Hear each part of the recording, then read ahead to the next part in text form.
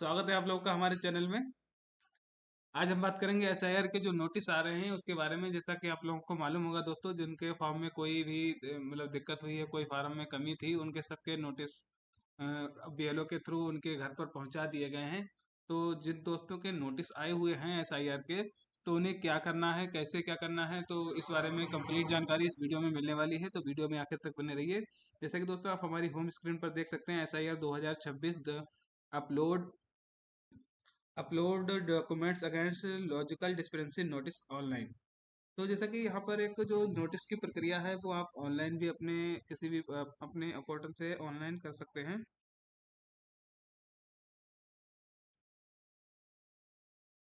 Notice का जो जवाब है वो आप ऑनलाइन भी दे सकते हैं। उसके लिए क्या प्रोसेस रहेगा, जैसा कि आप यहाँ पर देख सकते हैं दोस्तों, जो पहली स्टेप है यहाँ पर visit the official election commission website voter, जो voter elect block election election commission का जो वोटर पोर्टल है उस पर जाकर भी आप नोटिस का मतलब नोटिस का रिक्वायरमेंट रिप्लाई दे सकते हैं। तो उसमें किस तरीके से, सबसे पहले स्टेप वन, आपको किसी अपने मोबाइल नंबर या एपिक नंबर से लॉगिन करना है।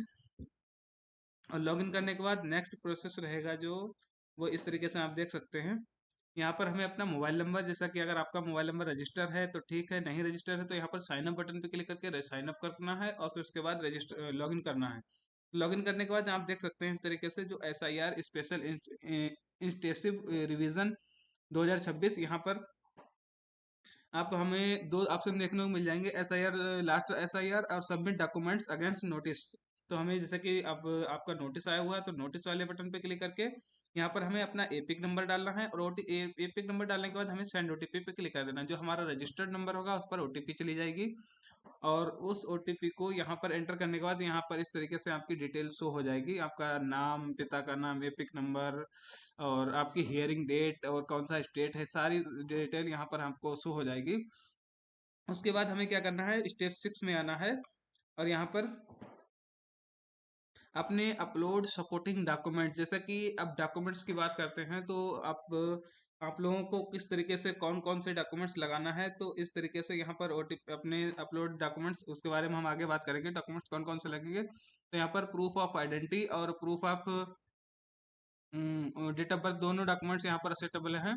तो यहाँ पर आप उसका फ्रंट पेज और बैक पेज दोनों अपलोड कर देंगे, और इसे सबमिट करने के बाद आधार का जो ई साइन होगा, तो आधार नंबर डाल के आधार के रजिस्टर्ड मोबाइल नंबर पर एक ओटीपी जाएगा। इस तरीके से विंडो ओपन होगी, आप देख सकते हैं। और उसके बाद हमारा जो अक्नॉलेजमेंट स्लिप जनरेट हो जाएगा और हमारा फॉर्म सबमिट हो जाएगा। ये तो हमारा ऑनलाइन प्रोसेस। बाकी हमारा जो एक ऑफलाइन प्रोसेस है उसके लिए हमें क्या करना है, तो आप देख सकते हैं इस तरीके से ये लिस्ट है हमारे पास। दस्तावेजों को सांकेतिक यानी संपूर्ण नहीं सूची यदि ऊपर उल्लेख किया गया तो स्वयं पिता माता पिता के अलग अलग स्वयं दस्तावेज प्रस्तुत किए जाने हैं। तो उन दस्तावेजों में से क्या क्या दस्तावेज दस्तावेज हैं, आप देख सकते हैं। नंबर एक पे, किसी केंद्र या राज्य पीएसयू के नियमित कर्मचारी पेंशन भोगी को जारी पहचान पत्र या पेंशन भुगतान आदेश। पहला डॉक्यूमेंट ये आपका काम कर गया। और उसके बाद 1/7/2087 से पहले में सरकार, स्थानीय प्राधिकरण, बैंक, डाकघर, एलओआईसी, पीएसयू द्वारा कोई भी पहचान पत्र या प्रमाण पत्र। उसके बाद सक्षम प्राधिकारी द्वारा जन्म प्रमाण पत्र, आपका जो बर्थ सर्टिफिकेट है वो भी यहाँ पर वैलिड रहेगा। और जो 4 नंबर पे आता है वो पासपोर्ट, पासपोर्ट आपका काम करेगा। बाकी 5 नंबर पे बोर्ड या विश्वविद्यालय द्वारा जारी मैट्रिक शिक्षा, यानी मैट्रिक शिक्षा, आप दोस्तों जैसा कि आपको पता ही होगा कि मैट्रिक शिक्षा जो है वो हाई स्कूल की परीक्षा को कहते हैं। तो मैट्रिक परीक्षा या का शैक्षिक प्रमाण पत्र को, तो मिनिमम हाई स्कूल की जो है उसका प्रमाण पत्र चलेगा।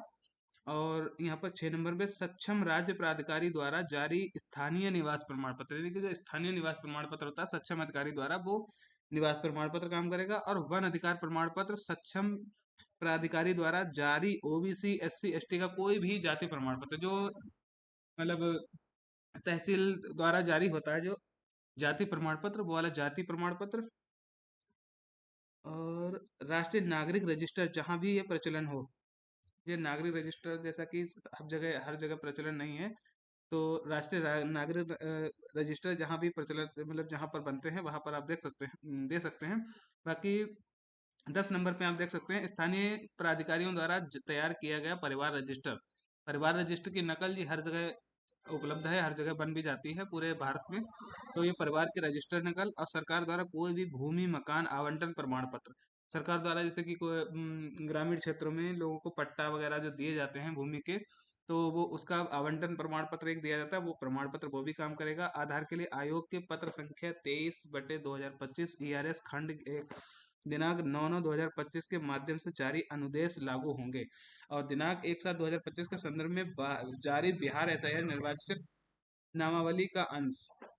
अब जैसा कि दोस्तों आप देख सकते हैं जो age difference in SIR form, जिनकी लोगों की एज डिफरेंट है SIR फॉर्म से और उनके आधार से, तो उन्हें क्या करना है, जैसा कि जिनकी जन्म 1 जुलाई 1987 से पहले हुआ हो और उनका नाम 2003 की वोटर लिस्ट में भी हो, और दूसरी कैटेगरी जो यहाँ पर रखी गई है तो उसमें जिनका जन्म 1 जुलाई 1987 से पहले हुआ है लेकिन उनका नाम 2003 की वोटर लिस्ट में नहीं है, और जो तीसरी कैटेगरी है जिनका जन्म 1 जुलाई 1987 से 2 दिसंबर 2004 के बीच हुआ हो, और चौथी कैटेगरी है जो जिनका जन्म 2 दिसंबर 2004 के बाद हुआ हो। तो जैसा कि यहाँ पर इन्होंने 4 कैटेगरी में डिवाइड कर दिया है, तो पहली कैटेगरी जिनका जन्म 1 जुलाई 1987 से पहले हुआ हो और उनका नाम 2003 की वोटर लिस्ट में भी हो, तो उनके लिए क्या प्रोसेस रहेगा, सबूत के तौर पर सिर्फ 2003 की वोटर लिस्ट की फोटो कॉपी जमा करनी होगी और कोई भी डॉक्यूमेंट्स नहीं देना है। तो जैसा कि दोस्तों यहाँ पर आप ध्यान से देखिएगा कि जिनका जन्म, जैसे कि आप डेट ऑफ बर्थ से देख सकते हैं अपनी आधार कार्ड में, वोटर आईडी में, कि 1 जुलाई 1987 से पहले का अगर आप डेट ऑफ बर्थ है आपकी, तो उनके लिए कुछ नहीं करना, आपको सिर्फ 2003 की वोटर लिस्ट की कॉपी जमा करना और कोई भी डॉक्यूमेंट्स आपको नहीं देना है, आपका जो नोटिस आया वो क्लियर हो जाएगा। और दूसरी बात आप देख सकते हैं जिनका जन्म 1 जुलाई 1987 से पहले हुआ हो और लेकिन उनका 2003 की वोटर लिस्ट में नाम नहीं है, तो जैसा कि बहुत से सारे हमारे दोस्त हैं जिनका मतलब एज उनकी ज़्यादा है लेकिन उनका 2003 की वोटर लिस्ट में नाम नहीं है, तो उनके लिए क्या है, अपनी जन्म तिथि और इस जन्म स्थान के साबित करने के लिए नीचे 11 डॉक्यूमेंट्स की लिस्ट में से कोई एक डॉक्यूमेंट्स देना होगा। जैसा कि आप देख सकते हैं अभी जन्म तिथि और जन्म स्थान साबित करने के लिए 11 डॉक्यूमेंट्स दिए गए हैं, उनमें से कोई भी एक डॉक्यूमेंट्स आपको देना है।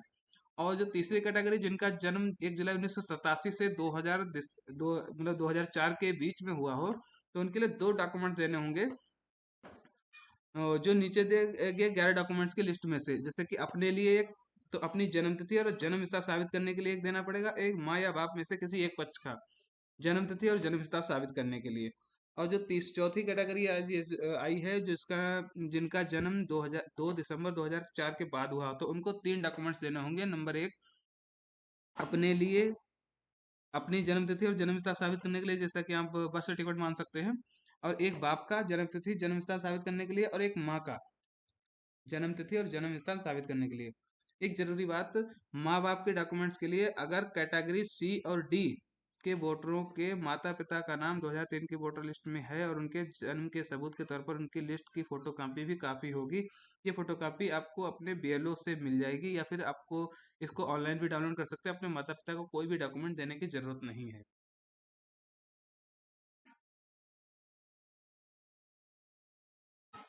तो जैसा कि दोस्तों आप लोगों ने देख लिया यहाँ पर जिस किस तरीके से हमें अपने नोटिस को क्लियर करना है, तो इन्हीं डॉक्यूमेंट्स में से कोई भी एक डॉक्यूमेंट्स आपको लेकर जाना है अपने जो भी तहसील कार्यालय या जहाँ पर भी नोटिस का जो कार्रवाई चल रही है वहाँ पर आपको जाना है। इन डॉक्यूमेंट्स में से डॉक्यूमेंट्स देना है आपको और आपका नाम SIR सूची में जोड़ दिया जाएगा और आपका जो नोटिस है वो भी क्लियर हो जाएगा। इस तरीके से आपको दो घबराने की कोई जरूरत नहीं है। ये डॉक्यूमेंट्स आपको संभाल के रखने और इन डॉक्यूमेंट्स की कॉपी आपको जो जहाँ पर नोटिस की कार्रवाई चल रही वहाँ पर जमा करने हैं। और कैसी लगी हमारी जानकारी हमें कमेंट करके बताएं और ऐसी ही वीडियो देखने के लिए हमारे चैनल को सब्सक्राइब करें। मिलते हैं अगली वीडियो